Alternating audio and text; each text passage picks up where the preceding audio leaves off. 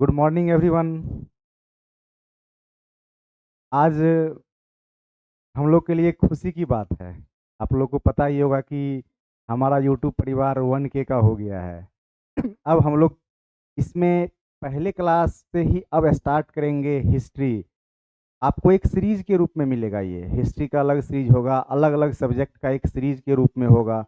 और इस सीरीज में सबसे पहले हम क्या स्टार्ट कर रहे हैं? हिस्ट्री का सीरीज स्टार्ट कर रहे हैं। हिस्ट्री के बाद बाकी सब्जेक्ट्स भी आते जाएंगे, आप लोग देखते जाइएगा। फिर क्या होगा, धीरे धीरे सारे सब्जेक्ट का क्वेश्चन आंसर भी करवाया जाएगा। फिर यूट्यूब पर भी आएंगे, हम लोग लाइव क्लास भी लेंगे।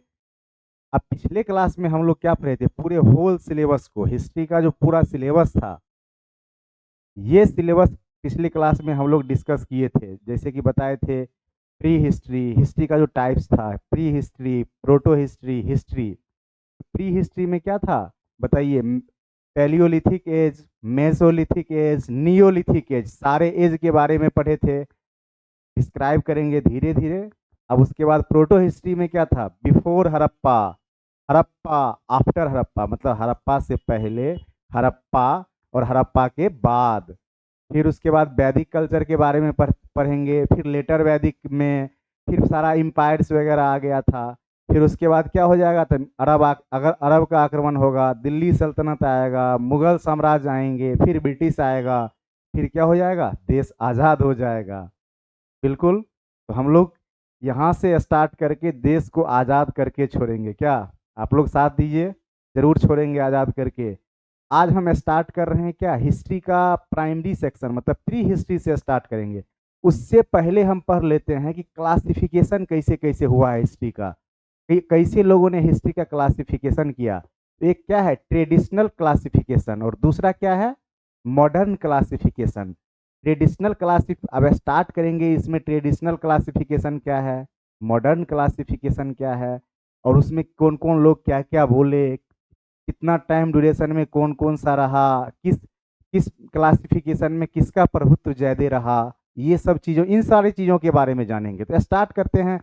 सबसे पहले देखते हैं, आप लोग एक बार देख लीजिए, कोई दिक्कत भी है इस बार देख लीजिए। इसमें क्या है? Traditional classification, modern classification.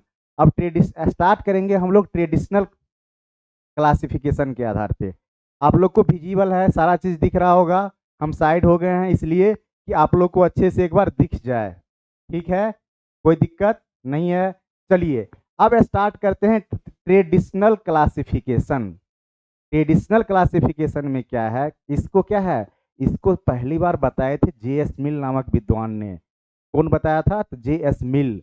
J.S. मिल के द्वारा बताया गया था। और वो किसके आधार पे बताए थे? देखिएगा, धार्मिक प्रभुत्व, इसको बोलते हैं क्या? रिलीजन डोमिनेंस, रिलीजियस डोमिनेंस के आधार पे बताया था।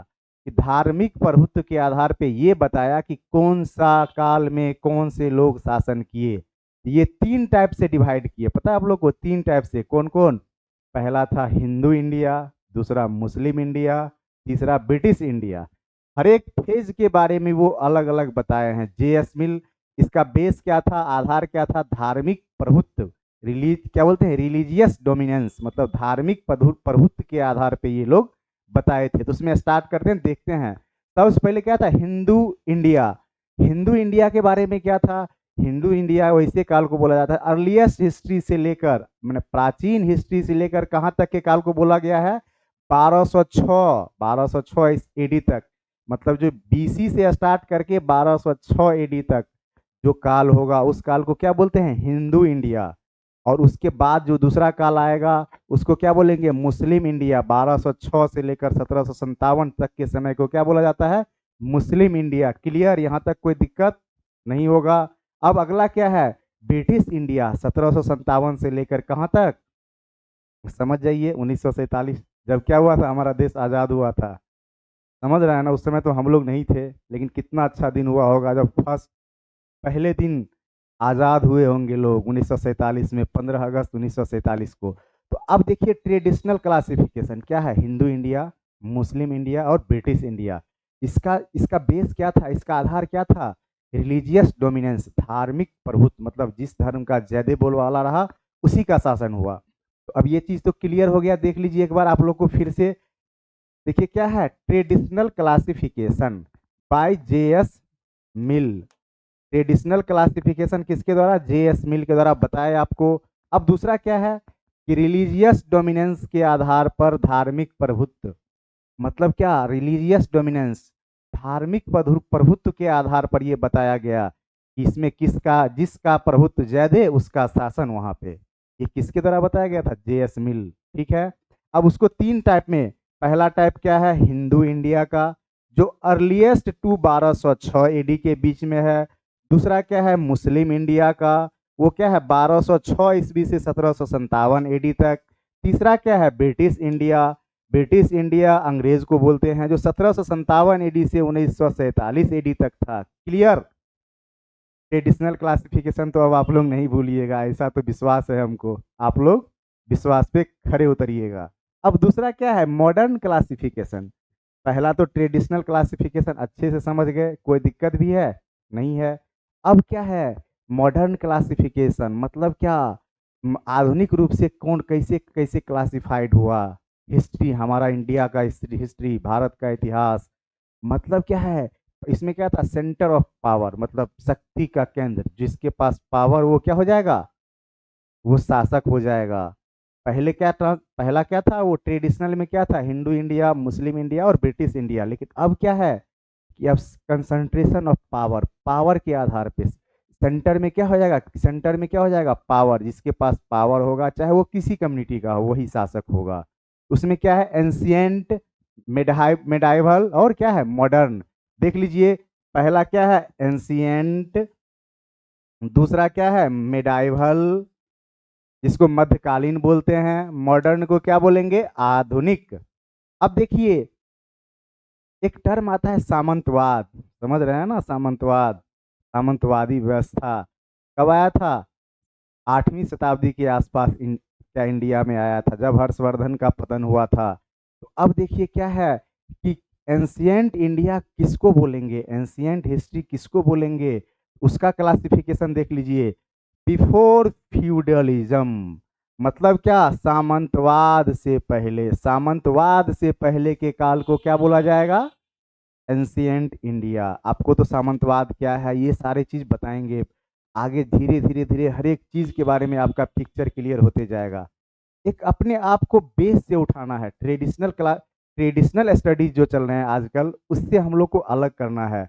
हम तभी तो स्टार्ट किए हैं, और इतना जल्दी 1K सब्सक्राइबर हो जाना एक अचीवमेंट है हम लोग के टीम के लिए। और सबसे बड़ा योगदान तो आप लोग का है ना, जो आप लोग इतना सपोर्ट कर रहे हैं, काफ़ी इनोग्रेट कर रहे हैं इस सिस्टम को, और देख भी रहे हैं, काफ़ी अच्छा लग रहा है। इसलिए आपको बस विश्वास रखिए, हर एक सीरीज आएगा, करेंट का भी सीरीज आएगा, हर एक एग्जाम के लिए एक सीरीज से आएगा। पहले बेसिक को क्लियर कर लें, जितना भी बेसिक्स में प्रॉब्लम है आप लोग को, जैसे सामंतवाद क्या है, समाजवाद क्या है, ये सब सारी चीज़ें भी बताई जाएगी धीरे धीरे धीरे धीरे। पहले हम क्या है, एक पिक्चर क्लियर करते हैं कि हम लोग को पढ़ना क्या क्या है। तो आप ट्रेडिशनल क्लासिफिकेशन पढ़ लिए, और मॉडर्न क्लासिफिकेशन के बारे में भी पता चल गया कि एंशियंट इंडिया होता है, मॉडर्न इंडिया होता है, और मेडाइवल इंडिया, प्राचीन भारत, मध्यकालीन भारत और आधुनिक भारत। तो अब देखिए, सामंतवाद से पहले के काल को क्या बोलेंगे? फ्यूडलिज्म, बिफोर फ्यूडलिज्म को ही बोलते हैं एंशियंट। मतलब प्राचीन भारत, सामंतवाद से पहले का जो भी काल आएगा क्या कहलाएगा? एंशियंट इंडिया में। उसका टाइम ड्यूरेशन क्या था, टाइम पीरियड क्या था? तो अर्लीस्ट टू 750 एडी, मतलब प्रारंभ से लेकर 750 एडी के आसपास का जो टाइम होगा, वही क्या कहलाएगा? Ancient India. अब दूसरा क्या है? मेडाइवल। इसमें सामंतवाद, ये बहुत बड़ी चीज है, इसको बहुत अच्छे से समझेंगे जब इसको पढ़ना स्टार्ट करेंगे। अब देखिए इसमें क्या है, सामंतवाद में ये इसका टाइम पीरियड क्या है? तो ये देखिए 750 एडी से कितना तक? 1757 एडी तक। अब समझ गए ना? सामंतवाद, मध्यकालीन भारत पूरे सामंतवाद से घिरा हुआ है। अब उसको कैसे समझेंगे? तो धीरे धीरे उसमें कौन आए? राजपूत आए, बहुत सारे शासक आए, अरब का आक्रमण हुआ इसी पीरियड में, धीरे धीरे धीरे धीरे करके हर एक चीज को समझते जाएंगे। अभी तो बस क्लासिफिकेशन कर रहे हैं ना। अब देखिए दूसरा क्या है? Modern history after feudalism. मतलब क्या? सामंतवाद के बाद का काल जो होगा उसको क्या बोलेंगे? Modern history. ठीक है, कोई दिक्कत नहीं। अब देखिए इसका जो टाइम पीरियड है 1757 से लेकर 1947 तक है। 1757 AD से लेकर 1947 तक के काल को क्या बोलेंगे? Modern India. पिक्चर क्लियर है ना? अब तो आप लोग को शायद कहीं प्रॉब्लम हुआ होगा नहीं। अब देखिए इसी को समझेंगे अलग अलग फेज में। अब जो सिलेबस जो बताए थे ना पिछले दिन, उसी को स्टार्ट करने जा रहे हैं। अब एकदम स्टार्टिंग से पढ़ेंगे कि क्या है नहीं है। चलिए अब देखते हैं क्या है यहाँ आगे। अब देखिए इसमें क्या है अब यहाँ देखिए क्या है, एंशियंट इंडिया का पिक्चर बनाया हुआ है पिक्चोरियल फॉर्म में। मतलब क्या, एकदम चित्र के द्वारा दर्शाया गया है कि एंशियंट इंडिया में कैसे कैसे क्या क्या राजा का क्या काम था। तो देख लीजिए, राज सारा काम राजा के पास था। रेवेन्यू का कलेक्शन, सेना रखना, कैसे चलाना है, प्रशासन, हर एक चीज, ईच एंड एवरीथिंग इसके अंदर में था, राजा के अंदर में था। पावर किसके पास था? राजा के पास। चाहे वो कोई भी हो, राजा जो थे वो पावरफुल थे। क्लियर, कोई दिक्कत? चलिए अब देखिए सेंटर में क्या है, आपको बताए थे ना, किंग मतलब क्या? राजा। अब देखिए राजा का काम क्या था? जस्टिस, न्याय देना भी काम किसका था? राजा का था। अब देखिए लॉ एग्जीक्यूट करना, लॉ बनाना मतलब क्या? कानून बनाना, कानून को लागू करना।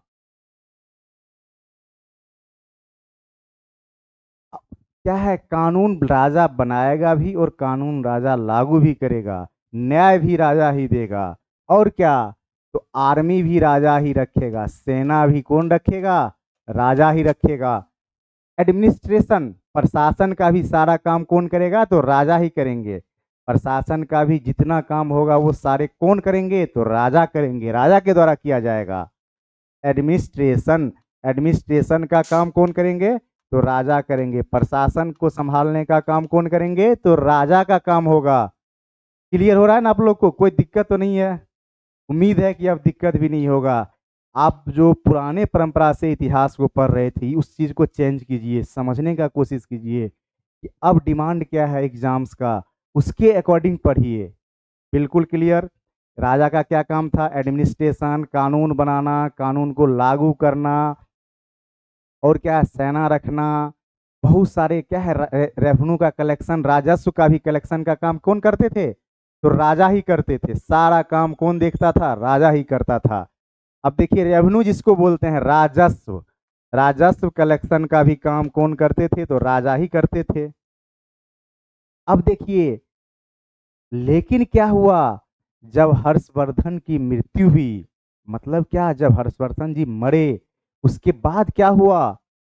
बहुत बड़ा चेंजिंग आया। राजा के पावर में डिवीजन हो गया। मतलब राजा को जो पक्का जो पावर था ना, पहले क्या था, राजा पावरफुल होता था, लेकिन अब क्या है कि राजा को मजबूरी बस क्या करना पड़ा, अपने पावर को अलग अलग एरिया करके, अलग अलग एरिया का प्रशासन अलग अलग लोगों को देकर, बस वो सेंटर में बैठे रहते थे राजा। मतलब केंद्र में क्या था? राजा। और बाकी सारे जगह पर कौन थे? अलग अलग फ्यूडलिज्म, जिसको सामंत कहते हैं। सामंतवादी व्यवस्था का शुरुआत हर्षवर्धन के मृत्यु के बाद हुआ। अब देखिए क्या है, सेंटर में राजा, और मान लीजिए कि कोई एरिया ये ए है, इसका राजा कौन हो जाएगा? इसको कौन देखेगा? फ्यूडल ए, मतलब सामंत वन। इस ए एरिया को कौन देखेगा? सामंत ए। बी एरिया को कौन देखेगा? सामंत बी। और सी एरिया को कौन देखेगा? सामंत सी। और डी एरिया को कौन देखेगा? एरिया मतलब क्षेत्र, समझ रहे हैं ना? एरिया को क्षेत्र बोलते हैं हिंदी में। चलिए अब एरिया मतलब इसको लिख भी देते हैं जिससे आप लोग को क्लियर हो जाएगा। क्षेत्र, फ्यूडल मतलब सामंत। समझ रहे हैं? एक पिक्चर के फॉर्म में हम आपके सामने ला रहे हैं। मतलब ये सब एक यूनिक चीज है जो बहुत कम लोग दे पाते हैं, इसलिए हम आप लोग के साथ चाहते हैं कि आप लोग का बहुत अच्छा हो जाए, आप लोग का किसी भी एग्जाम में कोई क्वेश्चन छूटे ना, इसलिए हम मेहनत इतना कर रहे हैं। एक पिक्चोरियल फॉर्म में लाते हैं जिससे कि आप लोग को ज़्यादा समझ में आए। क्या था एंशियंट इंडिया में? आप समझिए, एंशियंट इंडिया में क्या था? सारा काम राजा करता था। नियम बनाना, नियम लागू करना, सजा देना, प्रशासन का देखभाल करना, राजस्व का कलेक्शन करना, जितना भी काम था क्या था, राजा का काम था। लेकिन जब हर्षवर्धन की मृत्यु हुई तब क्या हुआ, राजा निर्भर रहने लगे किस पर, अपने सामंत पे।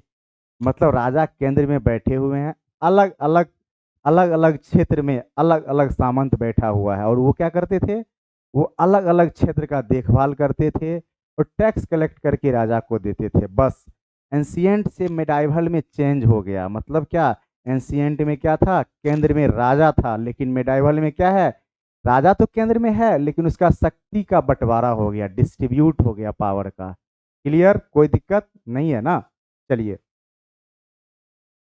अब देखिए, वही चीज एक पिक्चर के फॉर्म में बताया हुआ है। जैसे इसको समझिए, अगर कोई राजा केंद्र में बैठा हुआ है, उसके पास 1200 आर्मी है, और 4-5 सामंत हैं उसके पास, किसी के पास 400, किसी के पास 500, किसी के पास 200, इस तरह से आर्मी है। अगर मान लीजिए राजा को किसी पर हमला करना करना हुआ सामंत ए के इलाके में, तो वो क्या बोलेगा कि मेरा भी सेना जा रहा है और तुम अपना भी सेना भेज दो साथ में। तो 1200, मान लीजिए कि एग्जाम्पल के लिए 1200 सेना किसके पास है, तो वो किस राजा के पास। और 700 मान लीजिए सामंत ए के पास है, तो वो 12 7 19 2000 के आसपास सेना उस इलाके में चली जाती थी लड़ने के लिए। मतलब सेना का भी बंटवारा हो गया, सामंत भी अपने पास सेना रखने लगे। इसी चीज को बताया गया बहुत अच्छे से। आप लोग जब देखिएगा ना पीडीएफ, आप लोग सारे लोग से रिक्वेस्ट है कि जो व्हाट्सएप नंबर है ना, उसी नंबर से टेलीग्राम नंबर भी है, तो आप उस पर मैसेज कर दीजिएगा, आप लोग को ग्रुप में ऐड करते जाया जाएगा, जिससे कि आप लोग को पीडीएफ आसानी से मिलता जाएगा। अब देखिए क्या है, अब शुरू करते हैं इतिहास की धारा, जिसका आप लोग काफी दिन से इंतजार कर रहे थे।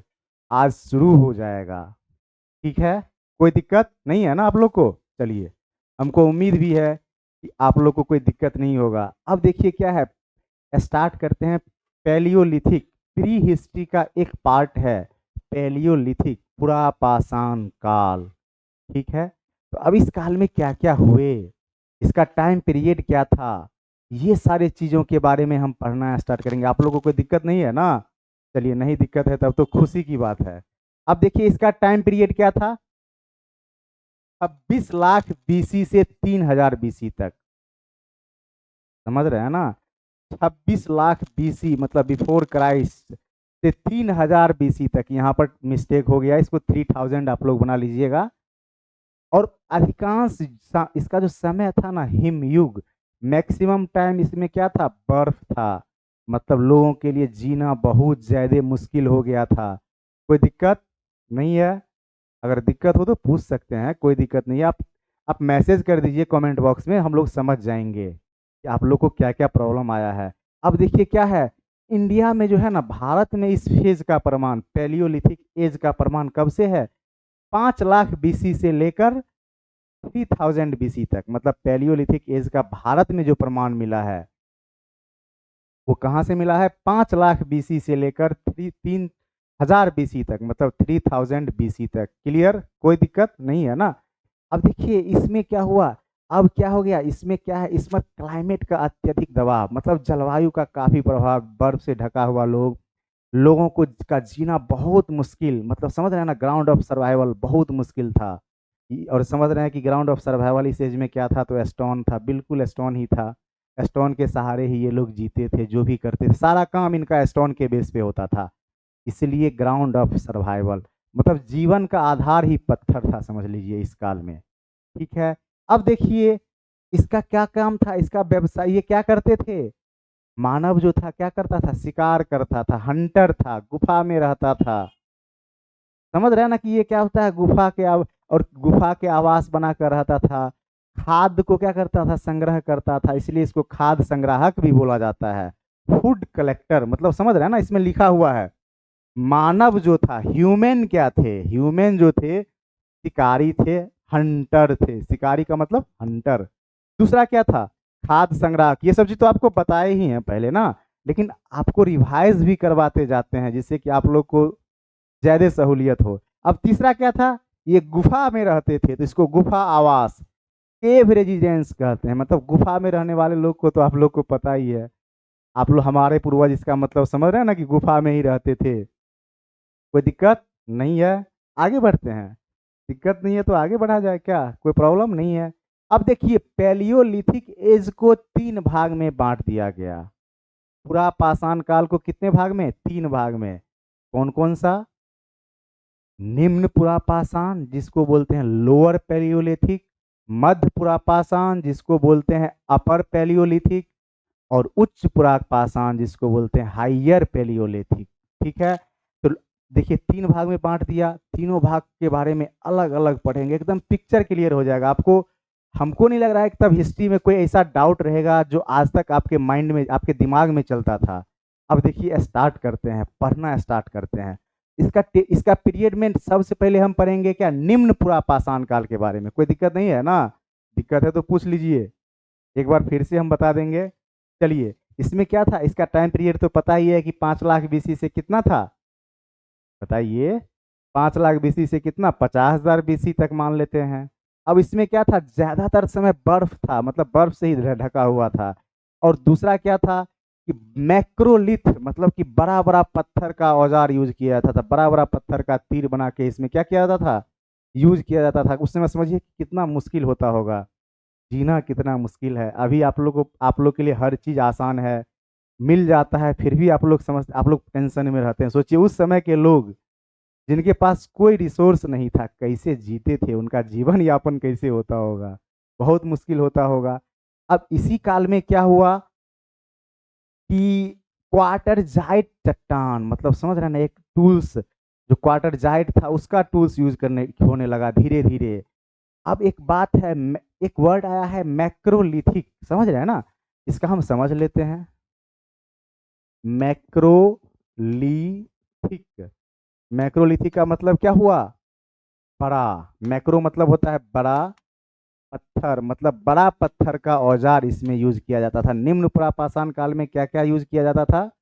बड़ा पत्थर। अब इसके बारे में क्या है? इसका टाइम पीरियड 5 लाख बीसी से 50,000 बीसी तक है।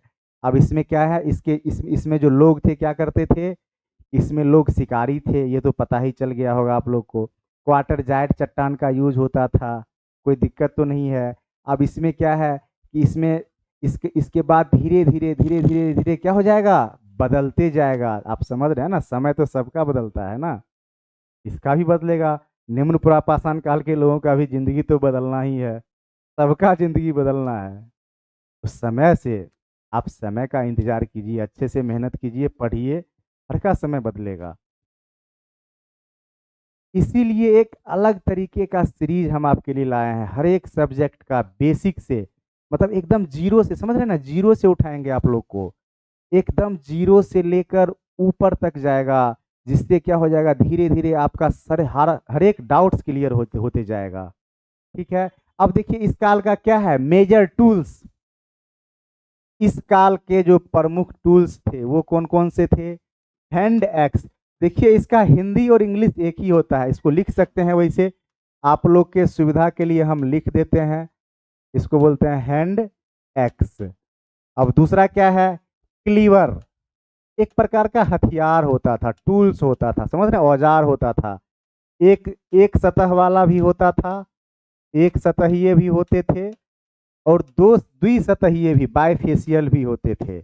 मतलब क्या, इनके हथियार का एक सतह भी होता था और दूसरा सतह भी होता था। मतलब क्या, इनके जो हथियार थे एक सतहीय भी थे, द्विसतहीय भी थे। ठीक है, इस पीरियड में तो आप लोग को अब कोई दिक्कत नहीं है, क्लियर है, कहीं से कोई प्रॉब्लम नहीं है।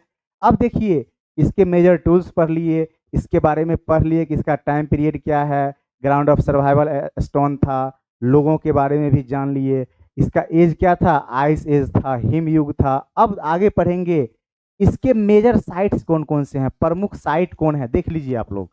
पहला है सोहन घाटी, जो वर्तमान में कहाँ है, पाकिस्तान में।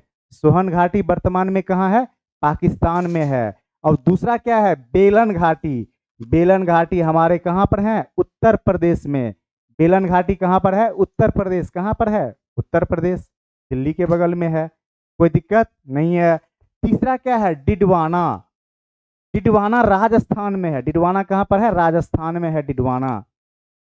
अगला क्या है, भीमबेटका, मध्य प्रदेश, एमपी। बिल्कुल क्लियर। अब देखिए इस स्टेट का नाम भी लिखना तो हिंदी इंग्लिश में पॉसिबल नहीं है, आप लोग देखते रहिए, अभी आगे आगे देखिए बहुत कुछ मिलेगा आपको, स्टार्ट ही हुआ है अभी जर्नी। अब एक है पल्लव रन जो तमिलनाडु में है, समझ रहे हैं ना, दक्षिण भारत का एक पल्लव रन है जो निम्न पुरापाषाण काल में, दक्षिण भारत में एक पल्लव रन है तमिलनाडु राज्य में, जहाँ पर क्या है, निम्न पुरापाषाण काल के मिले हैं, साइट्स हैं। क्लियर। अब निम्न पुरापाषाण काल में तो कोई दिक्कत नहीं हुआ होगा आप लोग को। अब अगला अगला काल में चलते हैं, मध्य पुरापाषाण काल। अगले काल को क्या बोलेंगे, मध्य पुरापाषाण काल। आप लोग देख लीजिए, अब देखिए इसका जो टाइम पीरियड है 50,000 बीसी से 40,000 बीसी तक है। इसका टाइम पीरियड क्या है, 50,000 बीसी से 40,000 बीसी तक, समझ रहे हैं ना। अब इसमें क्या है, इसका जो कल्चर है फ्लैग कल्चर है, मतलब क्या, फलक संस्कृति।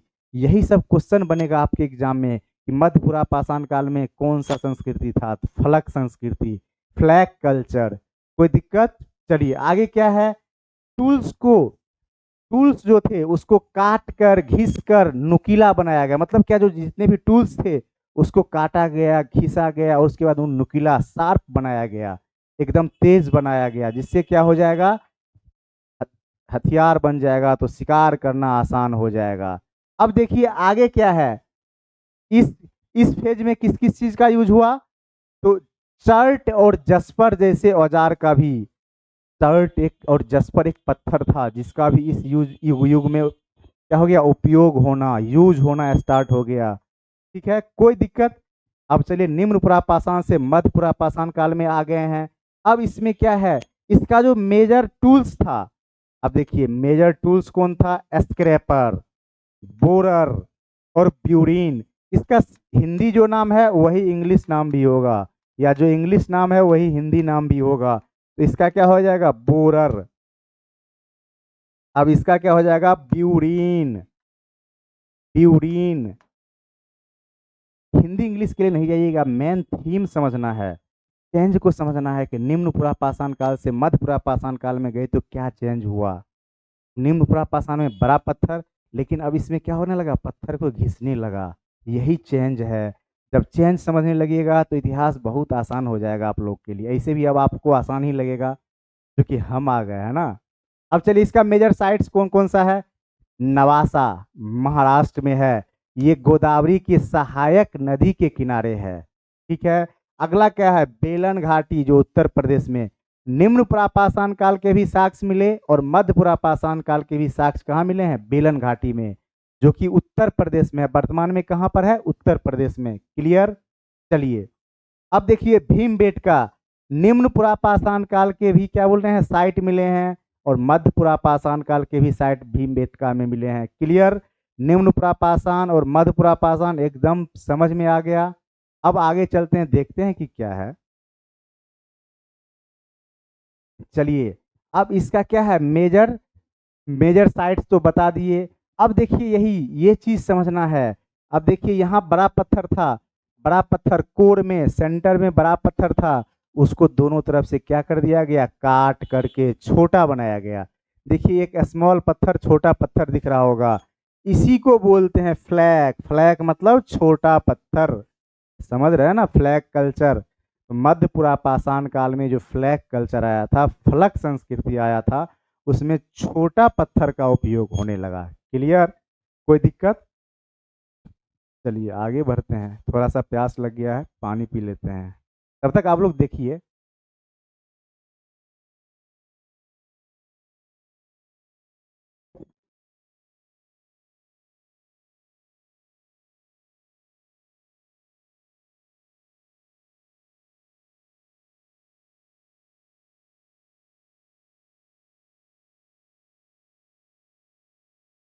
ठीक है, अब देखिए ये, अब क्या पढ़े, निम्न पुरापाषाण काल का टाइम पीरियड, उसमें लोग कैसे रहते थे, किस तरह के हथियार का यूज होता था, इसमें टूल्स कौन कौन से थे, इसके प्रमुख जगह जहाँ पर ये इनके साक्ष्य मिले हैं ये पढ़ लिए, निम्न और मध्य पुरापाषाण। अब देखिए उच्च पुरापाषाण के बारे में जानते हैं क्या, चलिए जान ही लेते हैं हम लोग। हाइयर पेलियोलिथिक एज, एक बार आप लोग पिक्चर देख लीजिए कि कैसे कैसे है। आप लोग को बोला गया, आप लोग बोले थे एक बार कि सर ये समझ में ये दिखता नहीं है, आप एक बार देख लीजिए।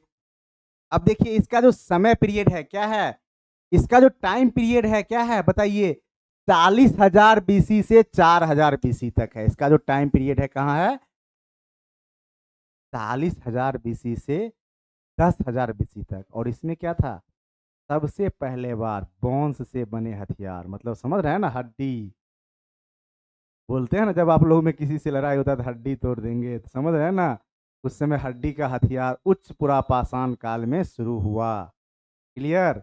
मध्य पुरापाषाण और निम्न पुरापाषाण में क्या था, पत्थर के थे, लेकिन अब हड्डी के हथियार का भी उपयोग होने लगा। ठीक है। अब देखिए क्या है,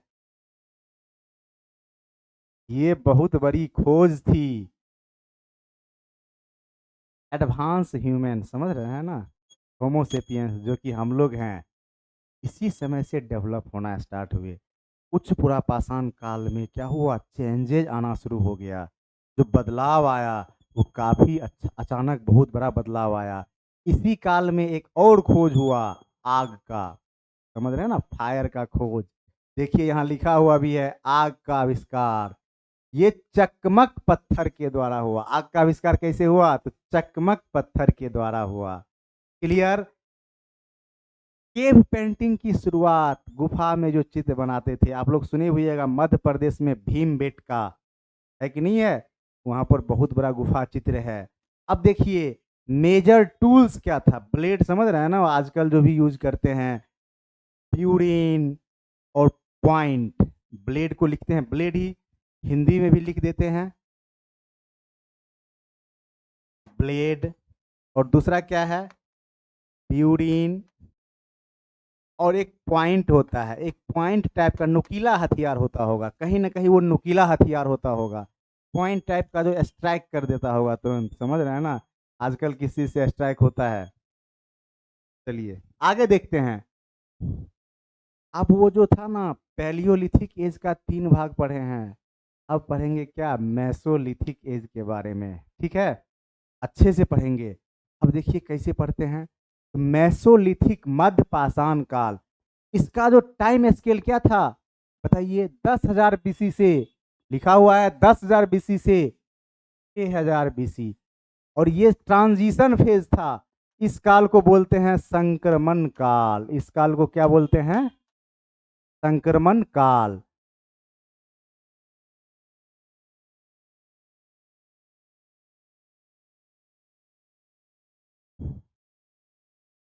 इस काल को क्या बोलेंगे, संक्रमण का काल। अब देखिए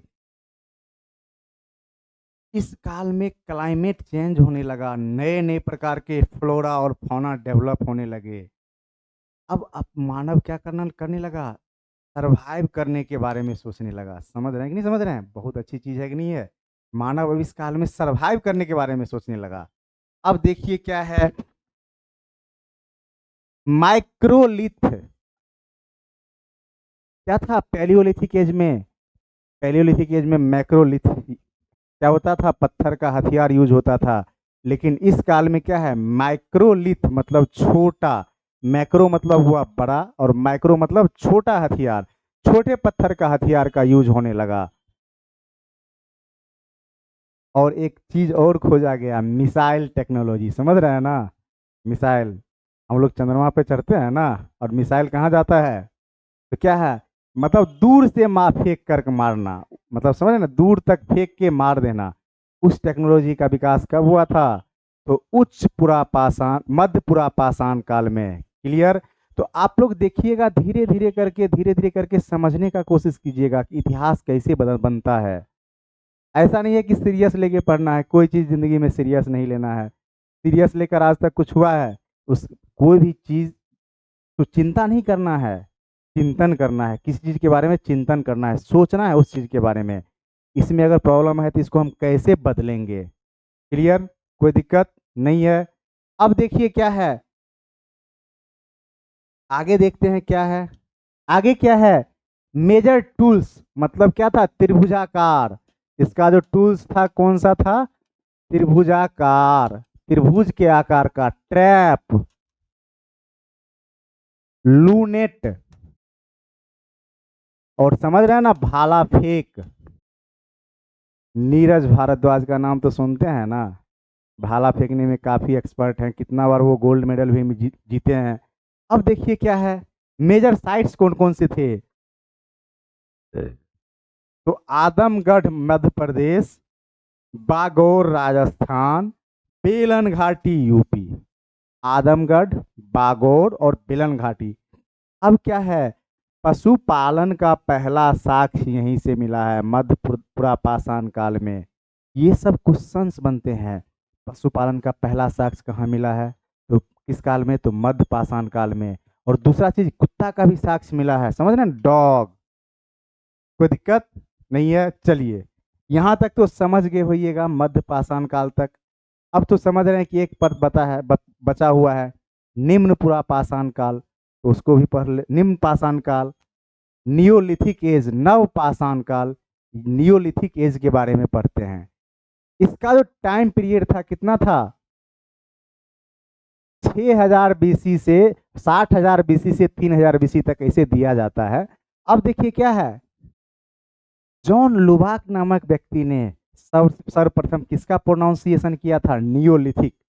जॉन लुबाक जो सबसे पहले किसके बारे में बताया था, नियोलिथ वर्ड का क्या बोलते प्रोनाउंसिएशन किया था, बताया था कि ये नियोलिथिक एक वर्ड है। अब देखिए इसमें क्या है, ये जॉन लुबाक का नाम, नियोलिथिक वर्ड के बारे में कौन बताया था, तो जॉन लुबाक। क्लियर है, चलिए आगे देखते हैं। खेती का शुरुआत हो गया, पशुपालन शुरुआत हो गया, बर्तन बनना शुरुआत हो गया, व्हील का खोज हो गया, समझ रहे हैं ना, जिससे यातायात काफ़ी आसान हो गया, सुगम हो गया। लोगों को जीने के लिए एक जगह से दूसरी जगह जाने के लिए पैदल जाना पड़ता था, लेकिन व्हील के खोज होने से क्या हो गया, चलना आसान हो गया, ट्रैवलिंग करना आसान हो गया। अब क्या है, अस्थाई आवास, जब कृषि होगा तो अस्थाई आवास। तो नव पाषाण काल का जो प्रमुख उपलब्धि था क्या था, आप बताइए, कृषि शुरू हो गया, पशुपालन शुरू हो गया, बर्तन बनना शुरू हो गया, व्हील का खोज हो गया जिससे यातायात सुगम हो गया, और क्या था, अस्थाई आवास भी मिल गया। यहाँ के लोगों को क्या है, परमानेंट रेसिडेंस, अस्थाई रूप से लोग रहने लगे, कोई दिक्कत ही नहीं है क्या। ठीक है, आगे बढ़ते हैं। अब देखिए मेजर टूल्स, कुल्हाड़ी, चीजल, भाला, तीर, छैनी, कुदाल, समझ रहे हैं ना, छेनी, आप लोग भी सुने होइएगा, खुरपी, ये सब समझ रहे हैं ना। आजकल भी तो खेत में खुरपी का यूज होता है ना, छेनी का भी यूज होता है, कुदाल का भी यूज होता है ना, हथौड़ा का भी यूज होता है, समझ रहे हैं ना, आप लोग हथौड़ा का भी यूज करते होइएगा। अब क्या है, तीर धनुष, भाला, बाकी सारे चीज इस युग में आ गए, जो धीरे धीरे डेवलप हुआ। अब हमारा जर्नी कहाँ से स्टार्ट हुआ था, पूरा पाषाण काल से जो जर्नी स्टार्ट हुआ, चलते चलते हम लोग कहाँ आ गए, नव पाषाण काल में। तो पूरा पाषाण में हथियार बड़े थे, मध्य पाषाण में छोटे हुए। अब इस काल में कि नव पाषाण में कुल्हाड़ी आ गया, चीजल आ गया, और क्या क्या आ गया, भाला, तीर धनुष, खुरपी, छेनी, कुदाल, सारे चीज आ गए। मतलब अब लोग का जीना क्या हो जाएगा इस काल में, काफी आसान हो जाएगा, जिंदगी बहुत आसान हो जाएगा। ठीक है, चलिए मेजर साइट्स क्या है, मेहरगढ़, इसका जो मुख्य साइट कौन सा है, मेहरगढ़, वर्तमान में कहाँ पर है, समझ रहे हैं ना, देश के बगल में दूसरा देश पाकिस्तान। अगला क्या है, कोल्डिहवा, इलाहाबाद यूपी, समझ रहे हैं ना, चावल का पहला साक्ष्य यहीं पर मिला था। बुर्ज होम, कश्मीर, गर्तावास मिला था। ये सारी चीज यहाँ पर लिखे हैं, आप लोग इसको देखिएगा। और कहाँ कहाँ मिला, और क्या क्या था बताइए, इसमें क्या था, चिरांद, देखिए गर्तावास का मिला था, पोस्ट हॉल के प्रमाण मिले हैं। और दूसरा क्या है, हिरण के बौन से निर्मित हथियार कहाँ मिले हैं, चिरांद, चेचर, समझ रहे हैं ना, ये सब बिहार में है। क्लियर, कोई दिक्कत।